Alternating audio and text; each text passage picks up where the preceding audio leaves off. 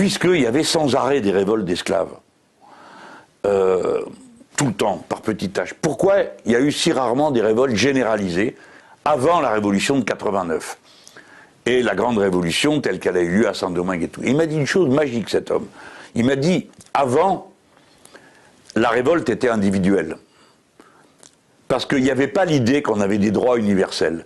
À partir du moment où on proclame qu'il y a un droit universel, que tous les êtres humains ont vocation à être semblables, parce qu'ils le sont, et avoir des droits égaux, on change la mentalité de celui qui lutte.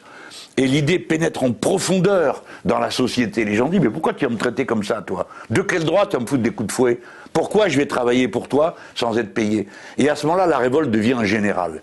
C'est la puissance des idées. Les idées deviennent des forces matérielles quand elles se propagent. Mais par où peuvent-elles se propager? Pas à coup de piqûre de l'avant-garde révolutionnaire qui vient proclamer la vérité, et alors tout le monde tombe à genoux en disant « Ah, que c'est beau, t'as raison ». Moi, j'ai déjà dit 100 fois à des copains, des bons copains, que j'aime en plus, « Dis, mais tu récites un catéchisme, comment veux-tu qu'on t'écoute? D'accord, on a compris, on est exploité, et alors? C'est quoi la sortie? C'est ça qu'il faut montrer. Quel autre monde? Bref. Dans cette affaire, la force, la puissance de l'idée collectiviste, c'est qu'aujourd'hui, elle marche moins comme une idée abstraite, égalité, tu dis, oh, le voisin égal, si je veux, hein, l'intérêt général humain.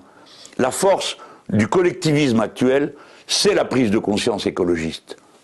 Parce que quand vous comprenez qu'il y a des biens communs, que tout le monde va crever si on ne change pas l'air, alors c'est plus juste un truc bobo, comme disent les imbéciles, c'est quelque chose qui concerne tout le monde. Et ça, vous l'arrêtez pas.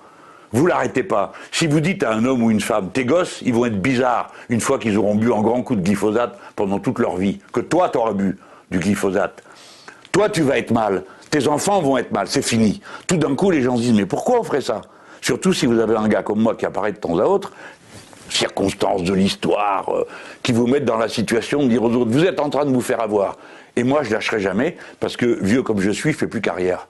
Hein, je me mets moi en scène parce que ça... Mais c'est pas moi seulement. C'est tous ceux, le gars, la fille, à l'usine, en machin, en truc, le premier qui résiste et qui dit aux autres, dites, mais pourquoi vous supportez un truc pareil? Vous savez que vous allez être les dindons de la farce?